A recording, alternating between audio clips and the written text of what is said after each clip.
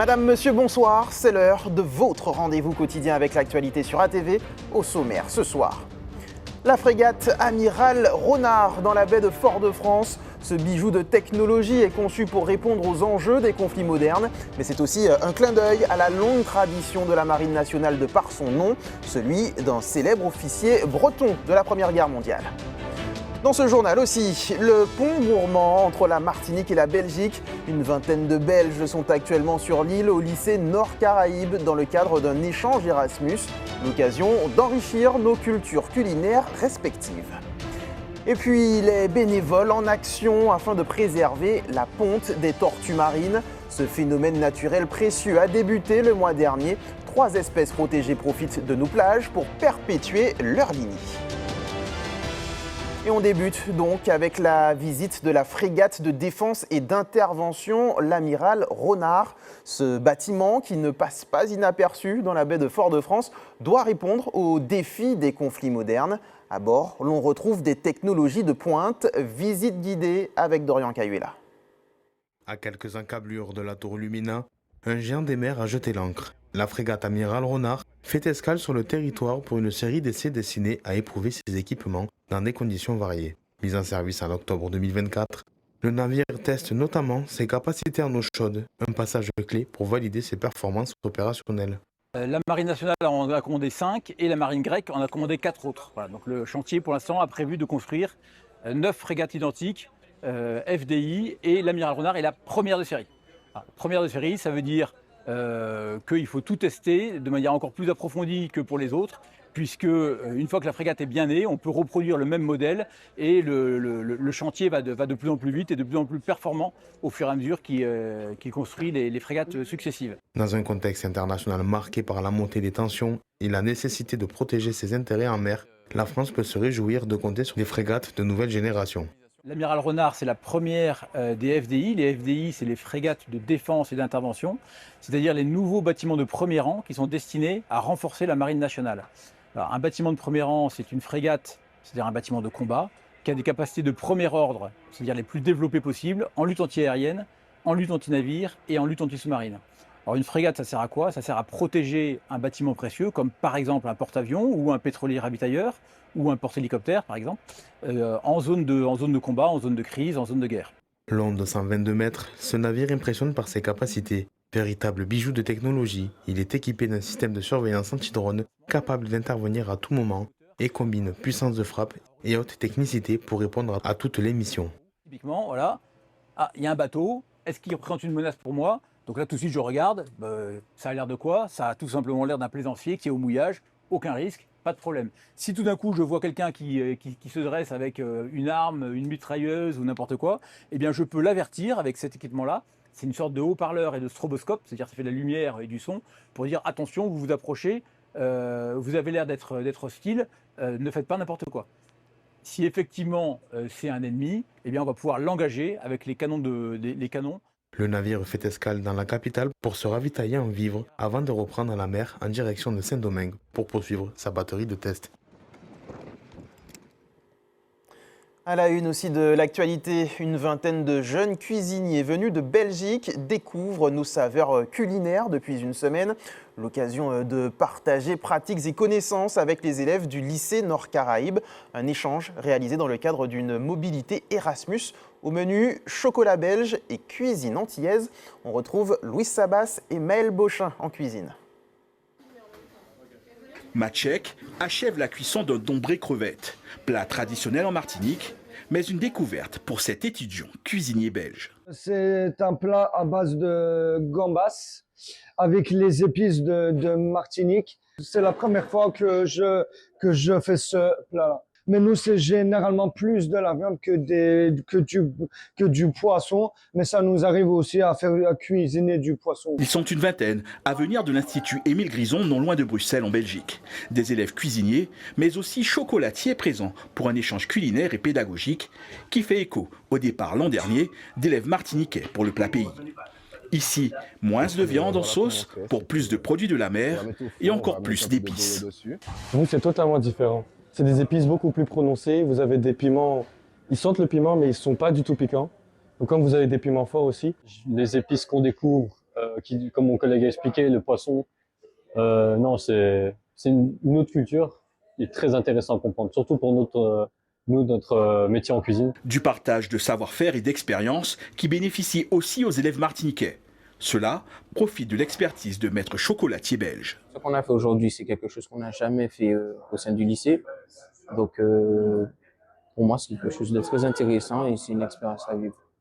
Ça nous apprend plus de technique parce qu'on ne travaille pas vraiment le chocolat ici. Plus que la technique ou la découverte de culture culinaire, cet échange a aussi pour objectif de faire infuser une certaine ouverture d'esprit chez ces cuisiniers en herbe. Ça permet d'ouvrir l'esprit culinaire, d'apporter de nouvelles choses au niveau cuisine fusion, cuisine du monde. Le simple travail du riz n'est pas du tout le même chez vous que chez nous.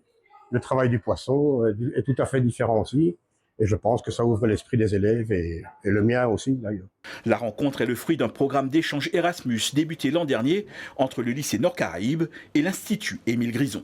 Les élèves de première bac pro sont partis en Belgique à l'Institut Émile Grison pour justement montrer l'art de la table de la Martinique. Donc, ils ont ramené du madras, ils ont ramené des épices de la Martinique, le rhum, et ils ont pu voir justement comment nous pouvons valoriser notre rhum, comment nous dressons une table pour recevoir nos convives.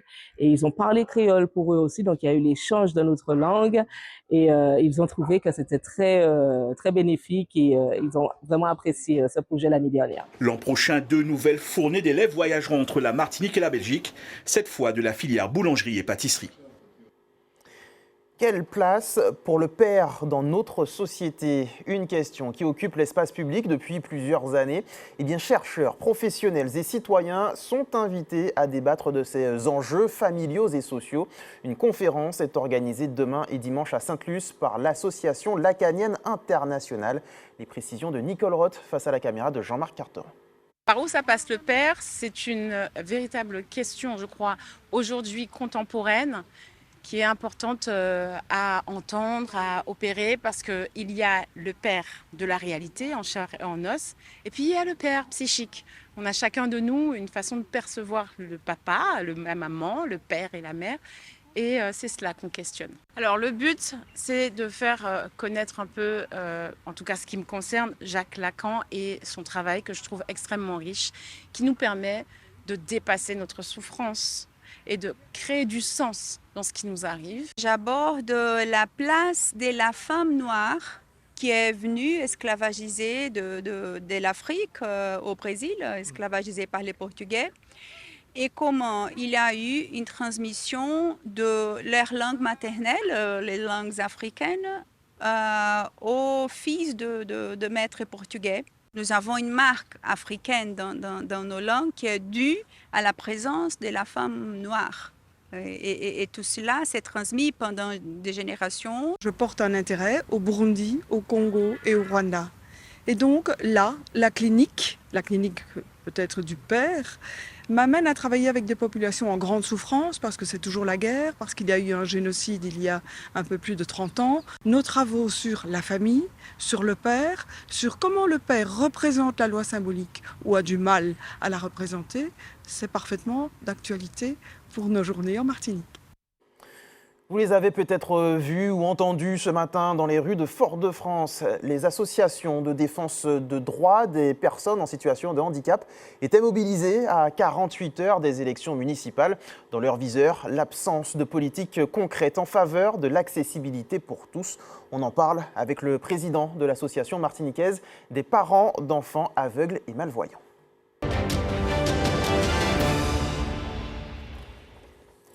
Thierry Jallier, bonsoir. Bonsoir, monsieur Charpentier. Merci d'avoir accepté notre invitation. Je le disais, ce matin, vous étiez mobilisés, plusieurs associations, pour finalement réclamer plus de visibilité dans la société. C'est ça un peu le nerf de la guerre. Tout à fait. Tout à fait. On a parfois l'impression d'être invisible. On nous parle depuis février 2020, depuis février 2005, c'était l'accessibilité pour tous. On donnait 10 ans pour cela et nous sommes en 2026. Donc 20 ans plus tard. Il n'y a pas grand-chose qui... Ça a démarré un petit peu, mais ça s'est arrêté. L'accessibilité pour tous, ça comprendrait quoi? Eh ben, simplement que les personnes en fauteuil roulant puissent aller où ils veulent sans qu'il y ait des marches, qu'il y ait des rampes d'accès, qu'il y ait des feux sonores. Hein, quand on traverse les rues, quel que soit en Martinique, qu'il y ait des feux, même si on doit acheter un bip, on appuie sur le bip, que le feu dit si on peut traverser ou pas. Il y a différentes choses. C'est aussi, on s'allie aussi aux parents des enfants qui sont handicapés et qui n'ont pas de transport depuis un moment. On s'allie à tout ça. Il y a beaucoup de choses qui devraient changer et là, il n'y a plus rien. Encore un petit exemple. Avant le Covid, il y avait la semaine du handicap au mois de mars. Depuis le Covid, c'est fini. C'est pour ça que j'ai organisé cette marche ce matin. Donc des éléments qui dépendent d'une volonté politique nationale, mais aussi locale finalement, Oui, si on bien comprend sûr. bien. On est à 48 heures des élections municipales. Vous avez entendu pendant la campagne des choses encourageantes qui pourraient vous laisser penser que peut-être de nouvelles mandatures ou d'anciennes agiront en ce sens? Non. Je dis simplement non. Quel est votre ressenti par rapport à cela? On est les oubliés. Mais bon, je sais que ce n'est pas qu'ici. On ne va pas mettre la Martinique à l'échafaud. C'est un petit peu partout pareil. Le handicap n'est plus reconnu. Et malheureusement, simplement aussi, regardez la télé. Combien y a-t-il de films en audio-description à la télé? Il n'y en a pas beaucoup. Audio-description, pour ceux qui ne savent pas, c'est une voix off qui explique, quand il n'y a pas de dialogue, qui explique ce qui se passe à l'image. Quand on regarde nos télés, il n'y en a que très rarement. Et mis à part le travail des associations, le travail que vous menez quotidiennement, quelles sont les structures qui pourraient vous accompagner vers cette accessibilité? Est-ce qu'elles existent déjà, ces structures? C'est déjà l'État pour la voirie dans les rues de Martinique. Parce que quand vous voyez qu'une personne en fauteuil roulant va pouvoir monter sur un trottoir, elle va aller au bout du trottoir, il y a une marche qui fait au moins 50 cm, elle ne peut pas redescendre. Donc il faudra qu'elle reparte là où elle est montée pour pouvoir rouler dans la rue. Donc il y a la voirie et puis il y a des associations qui sont faites pour ça, mais l'État n'a plus d'argent à donner aux associations. Donc les choses ne peuvent pas avancer. Moi je vois, ça fait un moment que ça fait quelques années que je fais des demandes de subventions, rien, je n'ai rien. Donc nous on en souffre. Donc le travail que l'État devait faire pour les personnes en situation de handicap, normalement, c'est les associations qui ont pris le relais. Mais si on n'aide pas les associations, même financièrement, à pouvoir faire le travail, nous, personnes en situation de handicap, on est foutus. Ces associations ne seront pas assez solides. Après la mobilisation de ce matin, avez-vous eu des retours peut-être des élus qui auraient pu vous contacter ou pas du tout? Il y a monsieur le maire qui est venu à la fin, qui a dit quelques mots, je l'en remercie. Merci à monsieur Didier Laguerre. Ce qui m'a fait aussi plaisir, c'est qu'il n'y avait pas que la MPUA, il y avait aussi Agir sans voir, une autre association de déficients visuels, M. Félix Verpré. Il y avait le GIHP Atama de Mme Cynthia Morez. Il y avait Hiernages Autisme de M. Raymond Alerte. Il y avait APIDV, mais je ne sais pas par qui c'était représenté, je crois que c'est Micheline Marajo. Et qui c'est qu'il y avait encore? Au moins, ces associations ont répondu oui. Parce que j'ai envoyé un email, j'ai contacté au moins 70 associations. Ouais. Et donc voilà. Et donc vous étiez une dizaine ce matin à Fort-de-France, grosso modo. 5-6 associations. Et puis il y a des gens aussi, des personnes en situation de handicap, qui ont entendu le message, qui ont peut-être vu passer un WhatsApp avec le flyer et qui sont venus spontanément.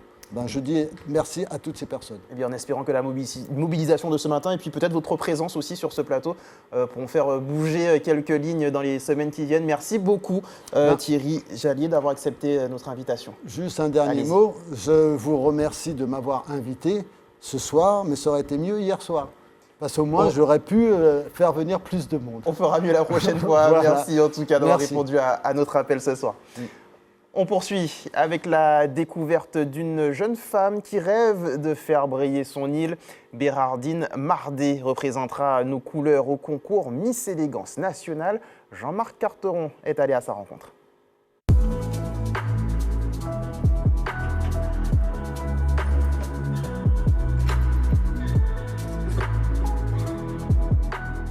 Une couronne pour représenter la Martinique et défendre des valeurs bien au-delà de la beauté. Le concours Miss Élégance Nationale veut dépasser l'image classique des concours de beauté. Les candidates sont jugées sur leur personnalité, leur talent et leur capacité à devenir de véritables ambassadrices. En tant qu'ambassadrice de la Martinique, les valeurs que j'aimerais prôner, c'est l'éducation, la confiance en soi et l'élégance. C'est une occasion de montrer avec authenticité et humilité la Martinique pour la première fois sur la scène nationale pour ce concours.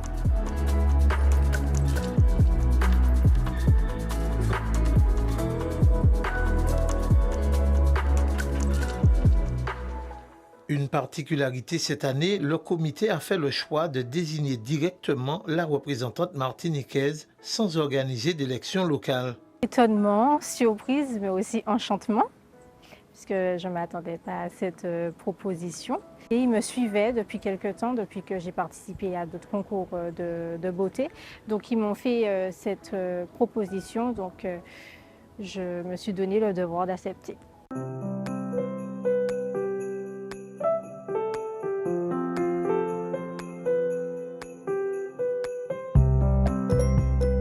Plusieurs lauréates françaises participent ensuite à des compétitions internationales comme Miss The Globe ou Miss Tourisme International.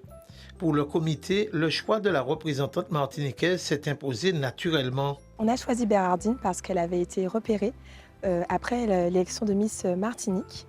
Donc on avait vu son parcours qui nous avait fortement plu. Et c'est vrai que donc, pour nous, c'était une première édition cette année, donc Miss Élégance Nationale Martinique. Donc on a choisi de partir avec Bérardine pour cette année. Pour les années prochaines, ce sera différent puisqu'on aura une élection pour l'année prochaine. Élégance, engagement et ambition. Pour Bérardine Mardet, l'aventure ne fait que commencer. Prochaine étape, le 28 mars à Aviron dans l'Hexagone, avec l'espoir de faire rayonner la Martinique bien au-delà de ses frontières.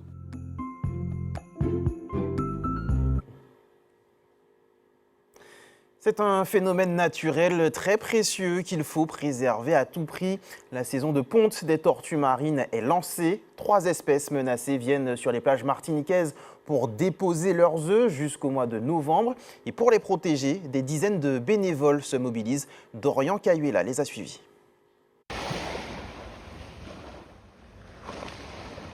Très tôt le matin, les bénévoles foulent le sable à la recherche des traces de ponte. Les tortues marines viennent le plus souvent de nuit pour déposer, puis dissimuler leurs œufs sous le sable. Ce matin, cette chargée de projet est mobilisée sur le terrain. Les tortues marines, on en compte 3 aux Antilles, dont en Martinique, donc la tortue lutte, la tortue verte et la tortue imbriquée. Ces 3 espèces sont protégées à l'échelle mondiale. Et pourquoi on les protège? Parce qu'elles sont menacées par plusieurs choses. Ça peut être le transport maritime, le braconnage, le réchauffement climatique avec la disparition de leur habitat de ponte. À l'échelle mondiale, toutes les espèces de tortues marines sont aujourd'hui considérées comme menacées. Un constat qui justifie la mise en place d'un plan national d'action dans les Antilles françaises, centré sur la conservation, la sensibilisation du public et l'amélioration des connaissances scientifiques. Sur les plages, le matin en Martinique, on applique un protocole qui vise à savoir s'il y a des tortues qui sont venues pondre sur les plages, quelles plages et quelles tortues. Pour ce faire, on a besoin de bénévoles qui seront formés pendant une petite formation de 3 heures et qui pourront ensuite, lors de sessions de 12 jours, choisir sur quelle plage et sur quel jour ils veulent intervenir. On fait un peu selon son emploi du temps, selon ses préférences et ses disponibilités. On doit avoir plus d'une centaine de bénévoles autour de l'île qui sont répartis autour de 4 zones. Et là, on prévoit déjà de former plus d'une 50aine de personnes dans les formations qui sont prévues à la fin mars.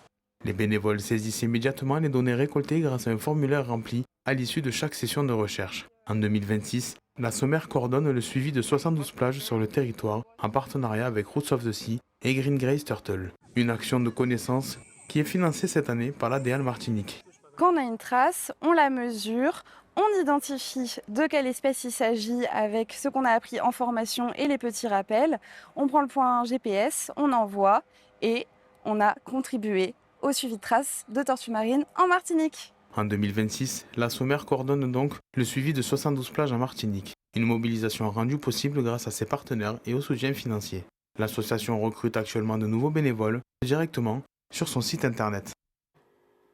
Un magnifique spectacle à respecter. Il y a de belles choses à voir aussi à la bibliothèque Schellcher. L'artiste martiniquais Éric Vincent y expose une série de masques et de toiles inspirées des cultures africaines et amérindiennes. Une plongée artistique entre identité, mémoire et imaginaire aperçue avec Jean-Marc Carteron.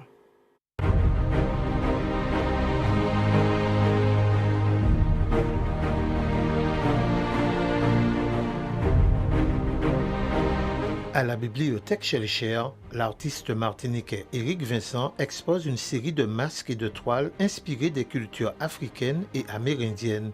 Une plongée artistique entre identité, mémoire et imaginaire. Mon travail est bien sûr il est identitaire, mais pas entièrement identitaire. Ce n'est pas une identité qui revendique, ce n'est pas une identité qui clame, c'est une identité qui s'interroge. Qu'allons-nous devenir ? Et c'est pour ça que nous avons besoin de la culture, nous avons besoin des fondements pour pouvoir continuer.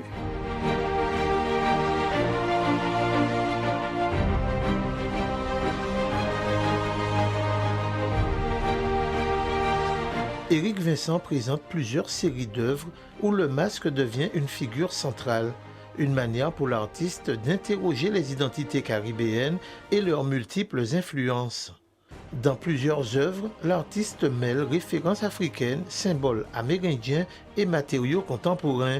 Un dialogue entre héritage culturel et création actuelle. Le Martiniquais n'est pas familier avec la peinture, en réalité. Mais par contre, le masque, il sait ce que c'est. Nous utilisons des masques dans notre carnaval. Nous le pratiquons. Il y a beaucoup de gens qui en fabriquent eux-mêmes. Hein. Et nous sommes plus proches de ça. Je me suis dit, bon, je vais essayer de les toucher par là.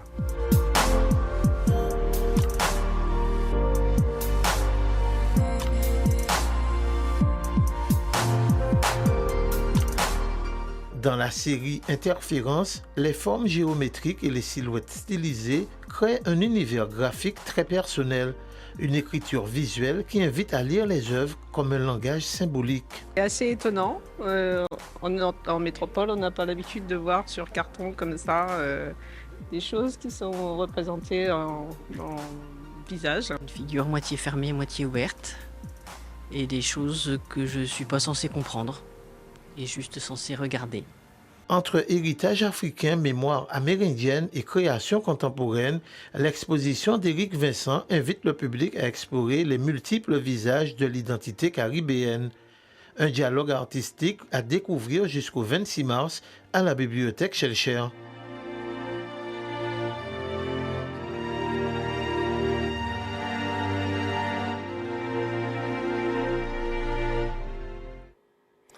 Autre exposition, celle proposée conjointement par le campus caribéen des Arts, l'OMDAC et la faculté Jean Bernabé de l'Université des Antilles.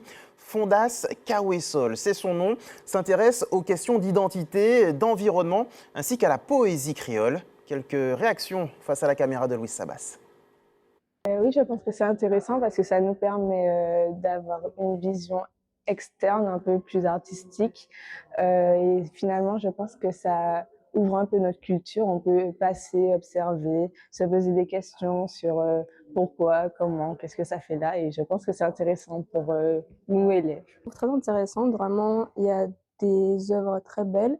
Par exemple, cette robe, j'ai parlé un peu avec l'artiste qui l'a designée et je trouve que c'est une belle opportunité pour elle parce qu'elle débute et regardez, c'est superbe. Et avec cette exposition, déjà, ça nous enrichit nous et aussi ça peut apporter de la visibilité pour cet artiste-là. Moi, je trouve que c'est intéressant déjà de voir comment ça se fait, aussi les expositions avec les dessins du coup. Par contre, j'avais aussi remarqué ces photos-là et j'ai beaucoup apprécié le fait qu'il y ait ce mélange entre c'est un peu moderne mais aussi très culturel et j'ai bien apprécié ça.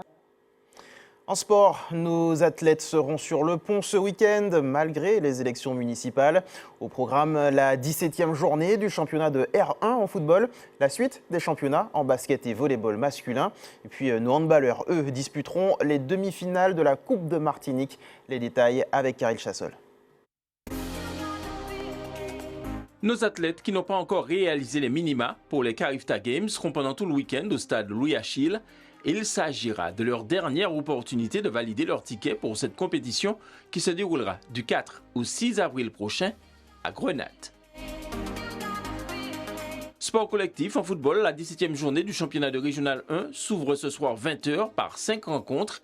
RC Saint-Joseph-Aiglon à Saint-Joseph, Espoir Céautrinel à Sainte-Luce, AS Mont-des-Esses Inter de Sainte-Anne au Mont-des-Esses, Golden Star Émulation à Pierre-Aliquer et le choc Club Colonial Club Péléen à Louis-Achille. Demain 19h, 2 rencontres refermeront cette 17e journée. Club franciscain US Robert au François et Golden Lion Émulation à Saint-Joseph. En futsal, la 20e journée du championnat a débuté depuis 19h par l'opposition entre la Relève Lamantinoise et GIF. Elle se poursuivra demain 20h par le match Éveil de Carabin Golden Lion au Lorrain. 2 autres matchs sont prévus dimanche 10h, une journée qui se refermera en milieu de semaine prochaine. En handball, le championnat cède la place aux demi-finales de la Coupe de Martinique. Chez les femmes, demain 15h, on aura droit à AS Rapid Club Réveil Sportif et à partir de 19h, l'Étoile de Gondo sera face à l'Entente Meg. Chez les hommes, à 17h, on aura droit à Phoenix Franciscain UJ Redoute, puis à 21h, FR Roche-Carré Club Sport. Toutes ces rencontres se disputeront au Palais des Sports du Lamentin. En basket féminin, la 17e journée du championnat de pré-national se disputera demain à partir de 18h avec un match phare, l'opposition entre le 24 et le Golden Star. Chez les hommes, ce soir 20h30, dans le cadre de la 14e et dernière journée de la saison régulière, l'USAC reçoit le Golden Lion. Demain, 2 autres rencontres sont prévues à partir de 20h30. En volleyball masculin, la 18e journée du championnat a vu hier soir la victoire du RCA dans le derby arlésien. Suite de cette journée dimanche 9h avec 2 matchs, dont un alléchant Good Luck RC Rivière-Pilote. Enfin, nos gymnastes seront dimanche au gymnase du stade Louis-Achille à l'occasion du championnat régional fédéral et ce sera à partir de 8h. Avant de laisser place à l'actualité nationale, je vous rappelle la principale information de cette édition. La frégate Amiral Renard est dans la baie de Fort-de-France. Ce bijou de technologie est conçu pour répondre aux enjeux des conflits modernes, mais il est aussi un clin d'œil à la longue tradition de la Marine nationale de par son nom, celui d'un célèbre officier breton de la Première Guerre mondiale. C'est ainsi que se referme notre tour d'horizon de l'information locale. On se retrouve dans quelques secondes pour l'actualité nationale et internationale. A tout de suite.